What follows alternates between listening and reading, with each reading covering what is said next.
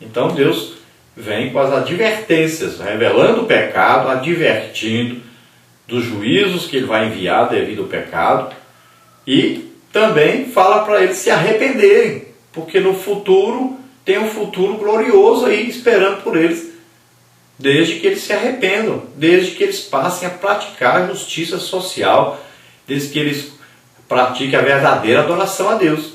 A grande maioria não quis ouvir. E o que aconteceu? Foram invadidos, né? Teve aí até um grande terremoto que aconteceu nessa região. Então imagine quantos aí devem ter morrido, quantas coisas aconteceram de ruim nessa época. Depois ainda foram invadidos pela Assíria, levados cativos.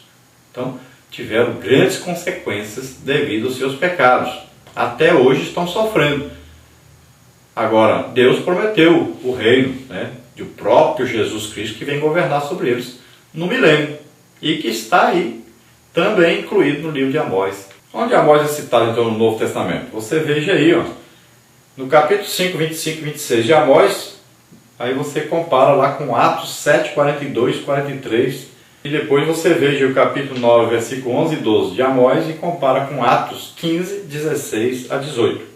Então o livro de Amós aí tem essas duas partes.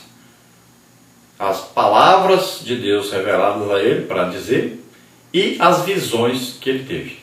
Na parte 2 nós temos aí política e justiça social. Vamos ver, tópico 1, mau governo. Tópico 2, a justiça social. Tópico 3, o pecado. Então, mau governo. Infelizmente alguns líderes, como Saul e Jeroboão I, filho de Nebate, causaram a ruína do povo escolhido. Amós encontrou um desses maus políticos no reino do norte, que foi o Jeroboão II. Oséias, seu colega de ministério, o profeta Oséias, também denunciou esses males com tenacidade e veemência. Então veja bem que o governo da região trouxe já esses malefícios à sociedade. A injustiça social, ela sempre está atrelada ao tipo de governo que está sendo dado ao povo. Então a liderança de uma nação, ela influencia diretamente na sociedade, principalmente então nessa parte de justiça social. Se aquele que governa, ele quer trazer uma justiça social, você vai notar que os pobres começam a melhorar de situação. Eles começam a ter mais acesso às coisas. Por exemplo, se um governo quer praticar a justiça social, o que ele vai fazer hoje? Ele precisa dar acesso aos mais pobres, por exemplo, à internet para todos os necessitados, aqueles que não podem pagar. Ele precisa dar o quê? Escola para todos, ter acesso às melhores escolas. Por exemplo, escola de medicina hoje praticamente é só para rico. Dificilmente você vai ver um pobre se formar em medicina. Por quê? É uma injustiça social que existe. Então todos podem e devem ter acesso a esse tipo de coisa. Todos. Não podem só aqueles que são ricos terem acesso a determinadas coisas. Então a saúde, por exemplo. Hoje, se alguém quiser ser bem tratado, ele precisa ter um plano de saúde e ainda pagar mais ainda por fora para que esse plano de saúde funcione. Se ele depender só da saúde pública, então ele vai ter grandes dificuldades em ser atendido, em ter aí uma boa assistência nessa parte. Então veja bem que a sociedade, ela não está sendo tratada justamente pelos governantes. Então é preciso ter uma justiça social onde todos tenham acesso à educação, à saúde, né?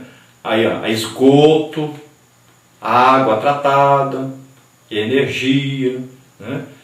Internet. Então todos devem ter acesso àquilo que só os mais ricos estão tendo acesso. E eles não valorizam o que têm. Eles têm acesso a essas coisas, mas tratam isso aos pontapés, né? Esbanjam energia elétrica, se formam e depois não vão trabalhar naquilo que se formaram, ocupar a vaga de outro que precisava e queria, né? Tem acesso à internet, mas não usa para o que presta, só colocam coisas que não prestam lá. Então, é o que está acontecendo, é uma injustiça social. E é preciso que aqueles que governam pratiquem a justiça social. E Amós encontrou então, nesse reino do norte, a injustiça social devido aos maus governantes que ali governaram. Tópico 2, a justiça social. É nossa responsabilidade pessoal lutar por uma sociedade mais justa. Tal senso de justiça expressa o pensamento da lei dos profetas e é parte do grande mandamento da fé cristã. Amós foi o único profeta do Reino do Norte a bradar energicamente contra as injustiças sociais, ao passo que, em Judá, mensagem de igual teor aparece por intermédio de Isaías, Miqueias e Sofonias. Então, enquanto no Reino do Sul, aí, Judá, Miqueias, Sofonias, Isaías denunciavam essa injustiça social, no Reino do Norte, o Amós é que foi escolhido por Deus a levar a mensagem de confronto contra essa injustiça social que ali era praticada. Então é nosso dever combater essa injustiça social. A igreja pode fazer o quê? Existem várias coisas que a igreja pode fazer. Uma delas é o quê? Recolher dos irmãos que têm mais, que ganham mais, que têm uma condição financeira melhor, recolher deles ajuda para os mais necessitados. Toda igreja deveria estar praticando isso. Toda igreja deve ter uma assistência social. Então, recolhe os irmãos que têm, traz arroz, feijão, traz um creme dental, um sabonete, roupa. Então, vai trazendo as coisas e ali deve existir um departamento que vai o quê? Separar essas coisas direitinho, vai passar de casa em casa, ver quem está tendo necessidade para que possa a igreja ajudar essas pessoas. Não está custando nada financeiramente para a igreja, porque os irmãos estão trazendo. Então a igreja só tem a função de escolher ali quem vai olhar, passar de casa em casa, olhar as necessidades e distribuir isso entre os necessitados. Às vezes uma pessoa está desempregada, às vezes uma pessoa está doente, às vezes uma pessoa passou por um problema sério e precisa de ajuda urgente. Então, é preciso que a igreja enxergue isso e passe a ajudar essas pessoas. Agora, primeiro, a Bíblia diz, os são da igreja. Depois, vamos olhar também para os outros, aqueles que não são da igreja, e vamos ajudar essas pessoas. Não esperando alguma coisa em troca. Não se compra almas. Não. Deve-se ajudar por causa do amor de Deus que está em nós. Então nós vamos ajudar essas pessoas. Não quer dizer que nós vamos ajudá-las para que elas aceitem a Jesus como Senhor e Salvador. Nós não podemos comprar a salvação. Nós temos a obrigação de ajudar. Agora, se elas vão ou não um dia aceitar Jesus, aí depende delas e não de nós. Mas nós temos a obrigação de ajudar. Então a fé sem obras é morta. A fé que nós temos em Deus deve nos impulsionar a ajudar os mais necessitados. A Bíblia diz, se nós não conseguimos amar ao nosso irmão que está aí bem próximo de nós, imagine amar a Deus, que a gente não está vendo. Então devemos amar aos nossos irmãos, ao nosso próximo e ajudar a todos, a que eles tenham aí um acesso às coisas que eles precisam para sobreviver. O pecado, a expressão por 3 transgressões de Israel e por 4 não retirarei o castigo, refere-se não à numeração matemática, mas é máxima comum na literatura semítica.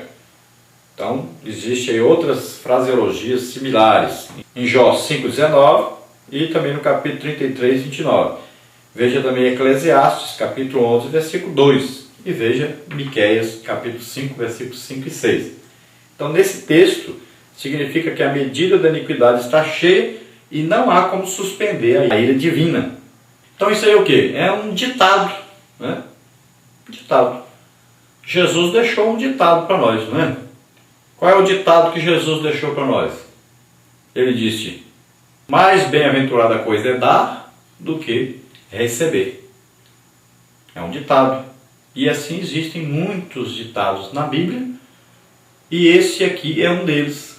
Só que aqui ele significa o seguinte: Deus está dizendo, chega, o juízo agora vem. Eu não vou esperar mais vocês se arrependerem. Eu estou dando chance, estou insistindo, estou falando. Né? E os profetas estão madrugando, levantam-se de madrugada e saem profetizando, falando, advertindo, mas vocês não se arrependem. Então agora o juízo vem. Então lembre-se, o senso de justiça, essa justiça social, está contido aí em toda a palavra de Deus, tanto nos mandamentos, como nos profetas, como no ensino de Jesus Cristo. Parte 3, injustiças sociais. Nós vamos ver tópico 1, decadência social, tópico 2, decadência moral, tópico 3, decadência religiosa. Então, decadência social. Amós condena o preconceito e a indiferença dos mais abastados no trato aos carentes do povo, que veem seus direitos serem violados. Então aqui os mais ricos maltratavam os pobres, e como os mais ricos podiam pagar os magistrados, aqueles que julgavam as causas, eles sempre ganhavam as causas em cima dos mais pobres. Será que isso acontece hoje em nossa sociedade? Será que acontece até dentro da igreja? Será que os mais ricos estão assumindo os cargos principais da igreja? Porque tem dinheiro, porque ajudam mais, porque tem mais dízimo para dar? Esperamos que não.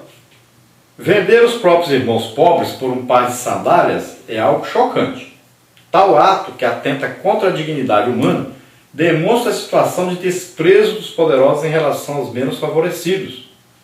Uma vez que as autoridades e os poderosos aceitavam subornos para torcer a justiça contra os pobres, o profeta denuncia esse pecado mais de uma vez. Então, quando os pobres estavam cada dia mais pobres, o que acontecia? Eles iam trabalhar de escravos para os mais ricos. E muitas vezes esses mais ricos vendiam essas pessoas para trabalhar para outras pessoas ricas também, em troca de alguma coisa que eles estavam necessitando. Às vezes eles gostavam de um sapato, às vezes gostavam de uma roupa, então trocava aquela pessoa por esse material. Se você olhar hoje, existem muitos povos fazendo isso.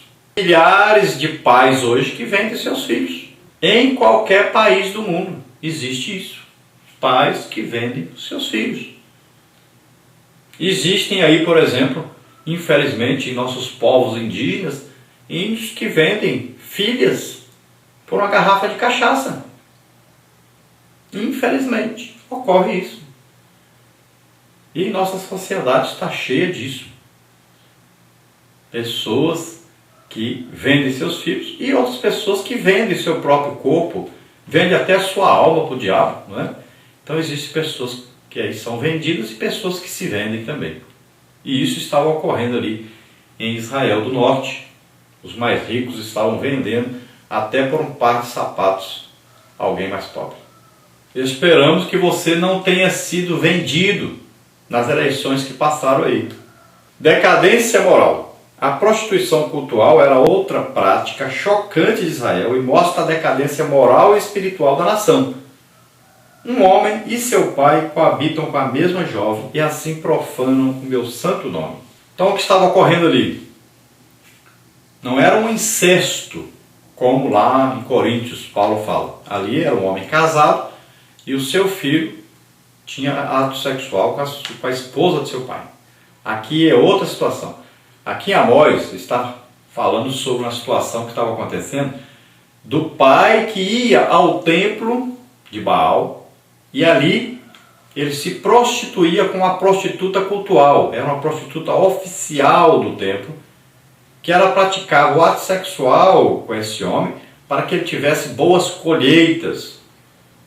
Então, ele praticava o ato sexual com aquela prostituta como maneira de se oferecer ao seu Deus, Baal, e que Baal corresponderia a isso, dando, assim como ele dava semente à prostituta, Baal lhe daria sementes boas para a sua plantação.